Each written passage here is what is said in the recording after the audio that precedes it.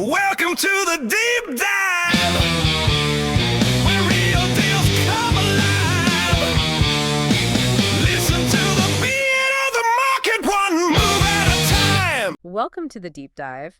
I am so incredibly glad you're joining us today. Yeah, thanks for tuning in. We have a really fun one today. We do, because today we are pulling from some actual internal notes and training excerpts from a top-producing real estate team. Right, from a team meeting they titled The AI Advantage in Real Estate Operations and Growth.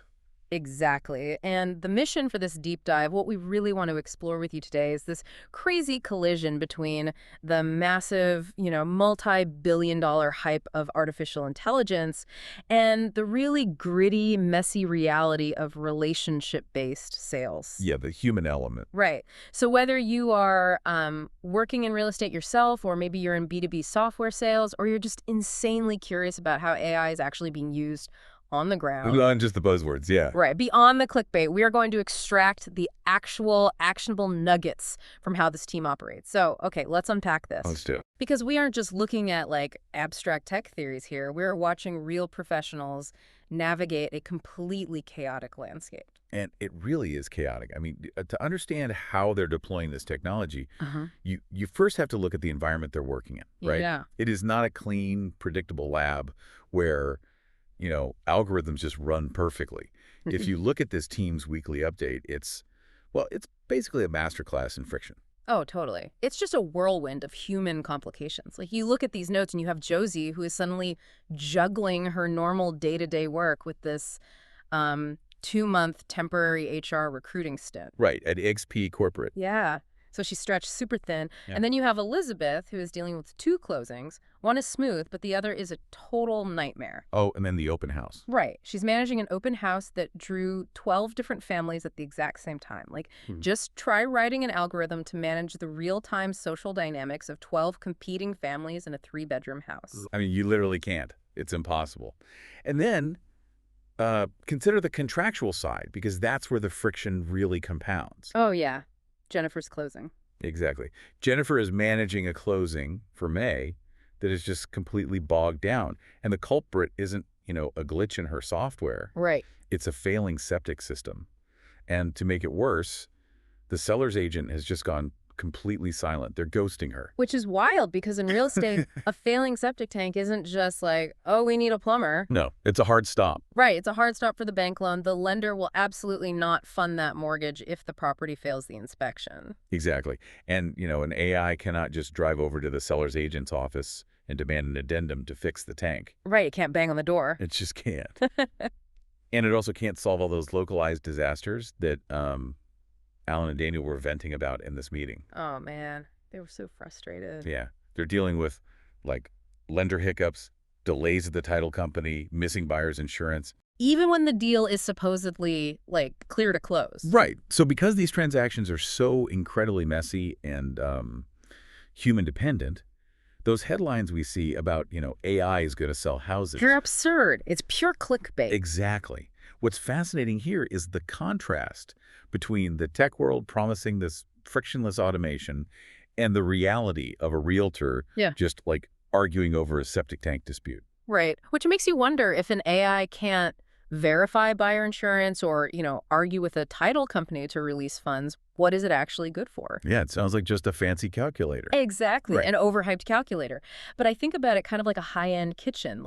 AI is the sous chef. I like that. Right. It can chop the onions, it can prep the ingredients, it can perfectly organize the pantry, but it absolutely cannot run the kitchen during a Friday dinner rush when 3 waiters call out sick. That analogy is perfect. Yeah. Because it really captures their strategy. They are not trying to make the AI close the deal. They're using it to manage the crushing weight of communication.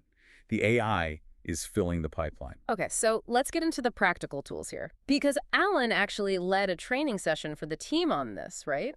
He did. He was focusing on prompt engineering using platforms like ChatGPT and Claude. Right, and he didn't just say, hey, use ChatGPT to write an email. No, he had these very specific prompt frameworks. Yeah, the names were amazing. I have them here. He called them the outreach machine, the dead lead resurrector. It's my favorite one. It's so good. Then there was the referral engine, the 14-day outreach sequence, and the buyer qualifier. Yeah, and if we look at how they actually deploy these, like the dead-lead resurrector, it makes so much sense because in sales, you always have this graveyard of contacts who just stopped replying. Right, they just faded away. And trying to figure out how to email them without sounding desperate, that is exhausting. It's a huge cognitive load. Oh, totally. You just stare at a blank screen and procrastinate. Exactly.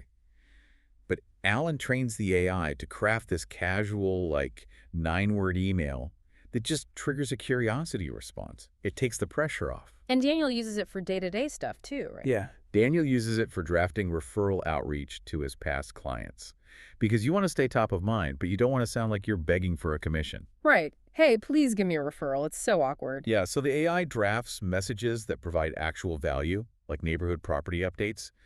And then Josie, she uses it completely differently. Oh, for her videos. Right. She takes really dense industry changes, like local zoning laws, and feeds it to Claude.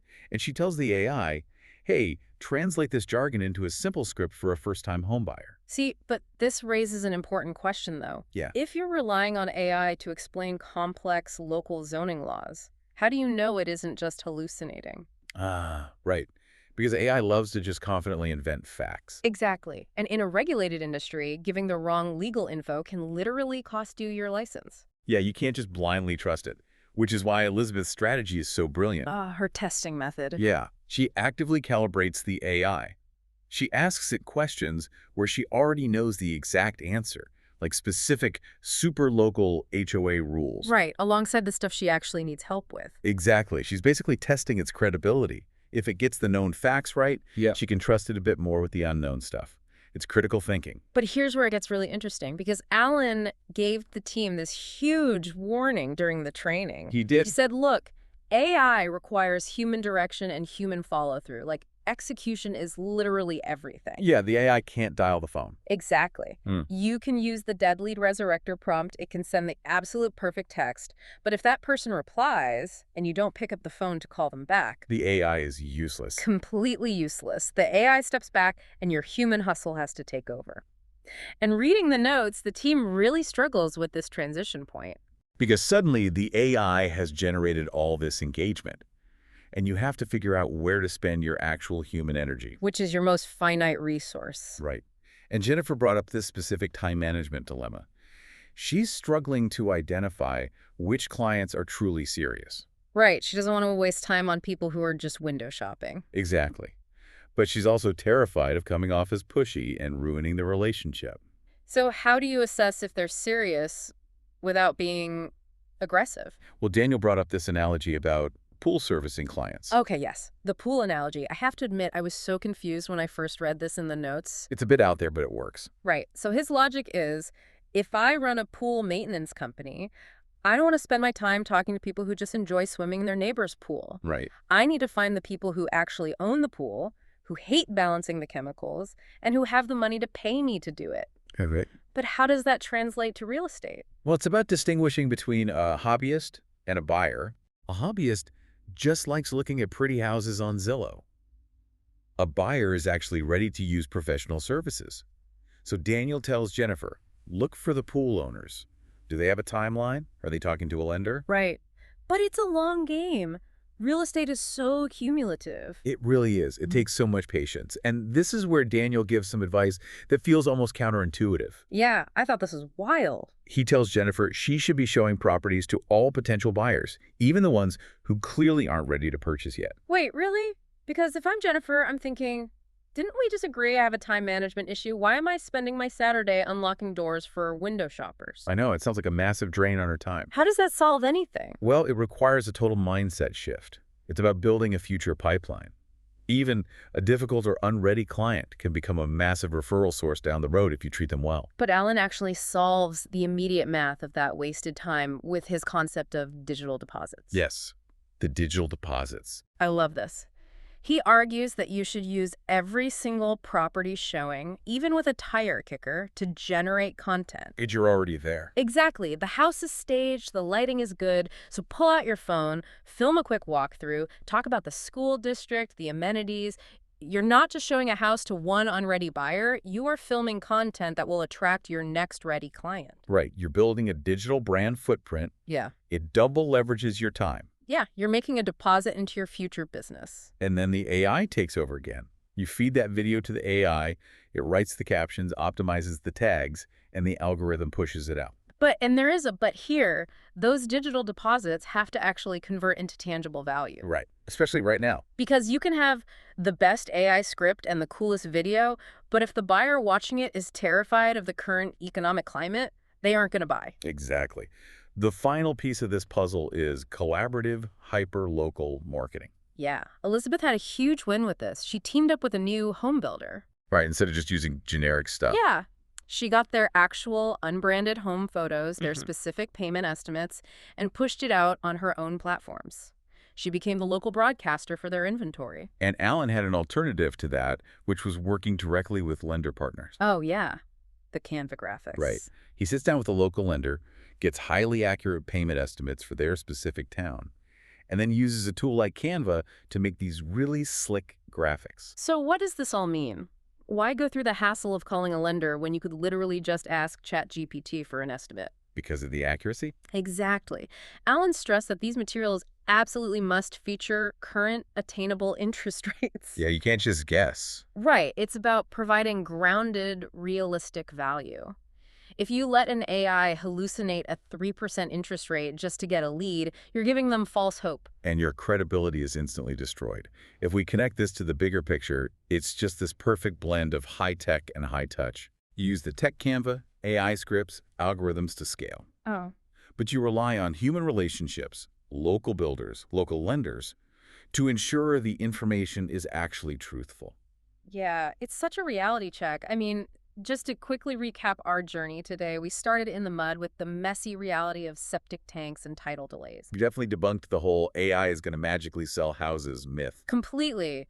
But we also saw how powerful the specific prompts can be, like the dead-led resurrector, for just getting past the blank page. Right, filling the pipeline. And we landed on the enduring importance of human hustle, making those digital deposits, filming the content, and building real partnerships in your community. Because at the end of the day, whether you're selling houses or, enterprise software, AI is just the ultimate sous chef. Yeah, it preps the ingredients, but you still have to cook the meal. Execution and follow-through are your differentiators. Which leaves us with a final thought to really mull over. Okay, let's hear it. As AI makes everyone's marketing just flawlessly polished, everyone will have perfect scripts and optimized emails soon. It's true. Perfection will be common. Exactly. So when that happens, does the actual messiness of human interaction, the ability to patiently navigate a really frustrating septic tank delay with actual empathy, does that become the most scarce and premium product a professional can sell? Wow. Empathy as a premium product. I love that. We will leave you to explore that thought on your own. Thank you so much for joining us on this deep dive, and we will catch you next time. Welcome to the deep dive.